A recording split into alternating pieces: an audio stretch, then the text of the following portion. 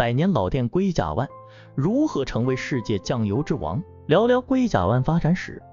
在首页这件事上，日本酱油市场占有率超30%，美国市场占比超50%的日本企业龟甲湾是当之无愧的楷模。它熬过封建时代和工业革命，361年来从家庭小作坊蜕变成现代化大型企业，堪称奇迹。在进取这件事上，龟甲湾同样可圈可点，它是日本第一个在美国站稳脚并打响的品牌，比丰田、索尼都要早。1949年就成功上市，堪称全世界最早的酱油上市公司。在创新这件事上，龟甲湾同样值得敬佩。从做酱油到酿酒再到生化科技，它完美的为世界展现了一个品牌超前的战略眼光和稳健有魄力的成长。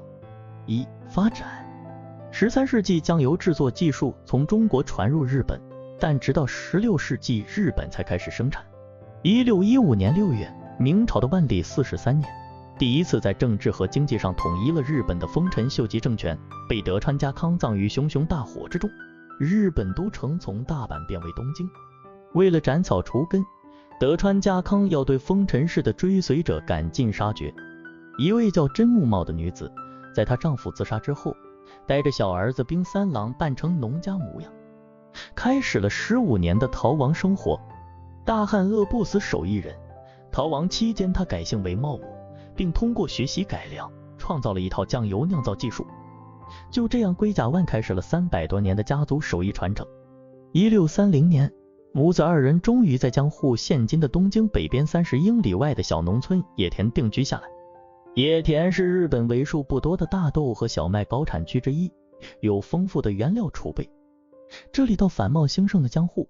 有江户川和立根川2条主要的水道，客源和运输问题也迎刃而解，为龟甲湾的发展打好了基础。1661年，龟甲湾的酱油正式投产。由于坚持纯粮的传统发酵技术，并且具有独有的专利曲菌，其酱油鲜甜美味，成为爱吃鱼的日本人提味取腥的必备。经过数代的传承，龟甲湾的知名度越来越高。1838年，龟甲湾做了一项睿智的决策，向幕府将军申请了龟甲湾的官方商标认可。为了提升品牌的认同感与忠诚度，他在提供高产品质量的同时，让其六角形商标不断做品牌露出。在那个不知营销为何物的年代，茂木家族就开始出资赞助职业相扑选手，还印制是有精致龟甲湾商标的纸灯笼和纸伞，广为发送。他们甚至还在巴黎定制了华丽的金色标签，让龟甲湾的酱油桶更为抢眼。早在1868年，他就开始了跨国营销，随着日本移民将1桶桶酱油运往加州和夏威夷。为了打响品牌，他还在1872年、1873年获得阿姆斯特丹和澳洲世界博览会优质产品的推荐证书。1906年，龟甲湾在美国和德国完成了商标注册。1917年，随着一战爆发，酱油需求加剧以及家族各根系企业内部竞争的恶化，茂木家族、高丽家族、库切家族的8家小企业合并，成立野田酱油株式会社。1964年改名为龟甲湾酱油株式会社，形成8家共治的局面。为了避免没有能力的家族成员参与经营，8家合并时确定了一条严格的规矩：每家每代只允许1个人加入公司，而且不保证进入公司的人一定能成为董事。这意味着8支家系需要卯足了劲培养优秀的接班人，同时家族之外的优秀职业经理人也可以竞争企业接班人，从而保证企业基业长青。公司规模不断壮大的同时，龟甲湾也顺应工业化潮流开始自我改造。过去一直坚持古法酿制的它，酱油的酿造周期长达半年。随着海内外市场火热和不可阻挡的工业化趋势，公司开始运用现代化的水压压榨机、输送带、升降机、锅炉、锅桶等设备和更先进的生物发酵工艺来提升效率，缩短发酵周期。工业化的改进是以不伤害酱油品质为前提的，所以即便在粮食短缺、战争困难的时代，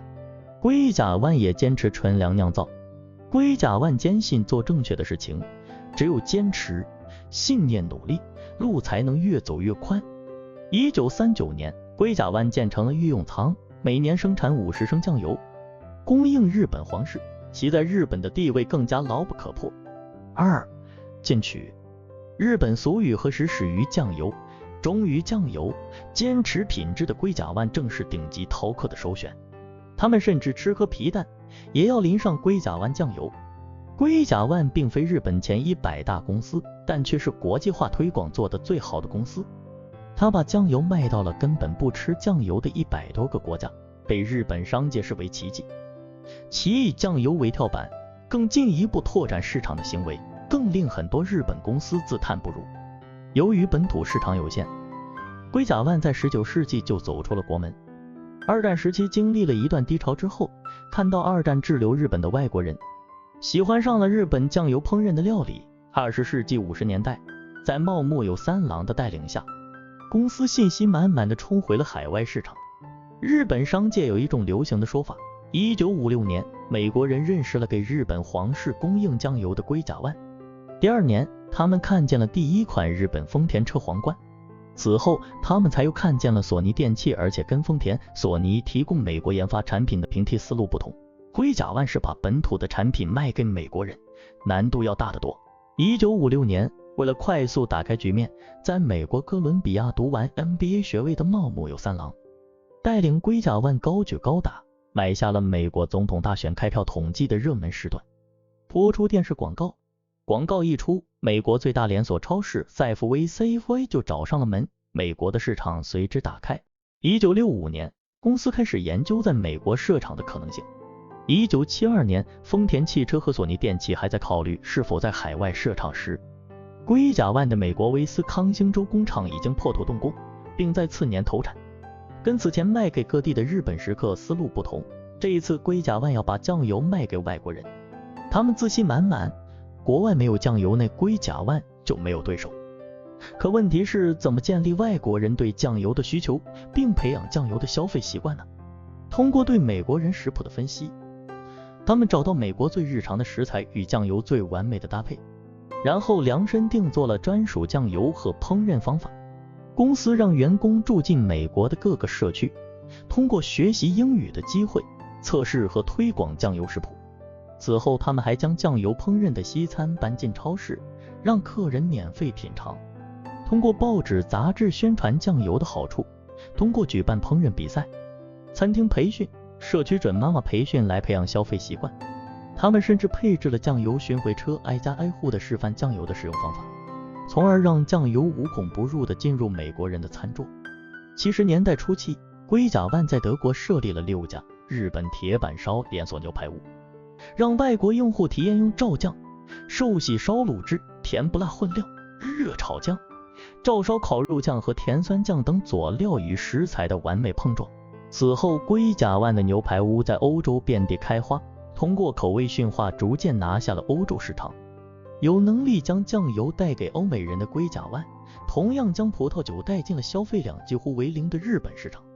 并助力葡萄酒拿下了日本酒类消费1/5的市场份额。60年代，龟甲湾开始酿制、贩卖葡萄酒。它的聪明之处在于，没有将葡萄酒定义为西方酒，而是将它定义成了健康饮品，让业务员在金融街提供商业人士免费品尝，并推广葡萄酒佐餐的新思路，反响很好。1970年大阪万国博览会上，他们将葡萄酒与日本新贵深度绑定营销，让葡萄酒成了品味的象征。借助欧美的餐厅和健康俱乐部，龟甲湾把日本葡萄酒也带到了国外。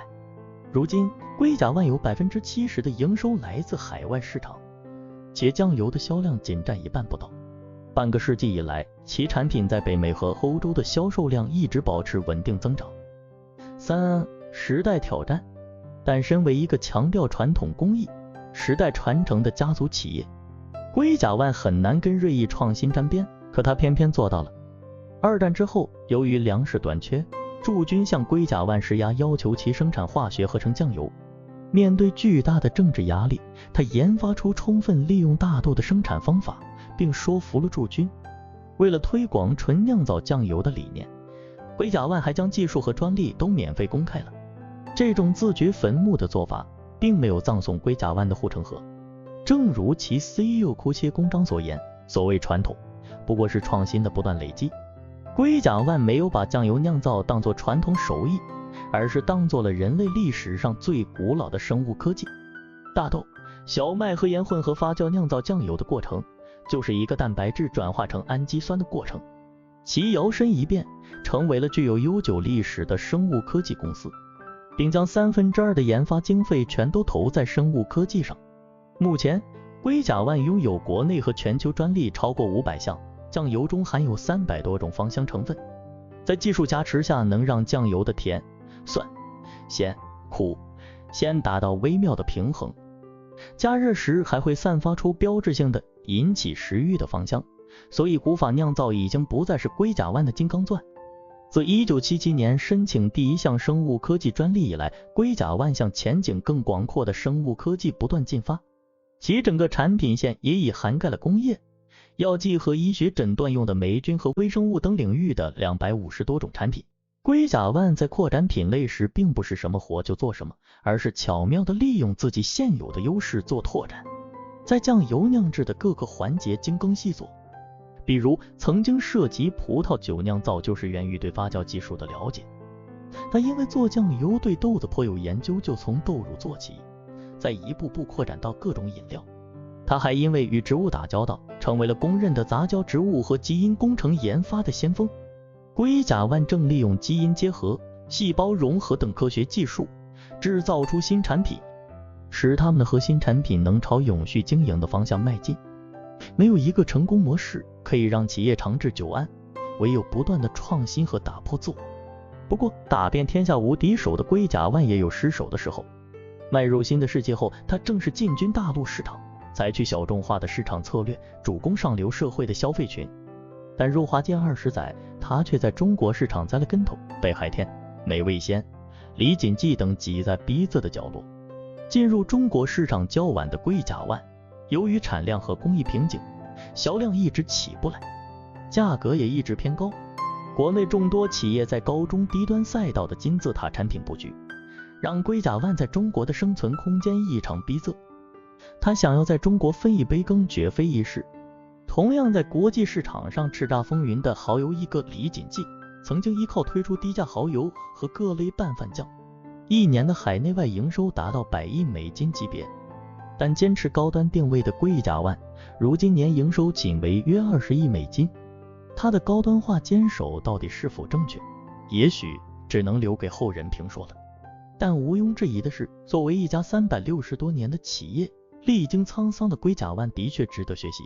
好了，今天的视频就到这里，让我们打开财富之门，享受美好人生。这里是财富记频道，我是钱老板，感谢订阅、点赞、评论、转发，打开小铃铛。我们下期视频再见。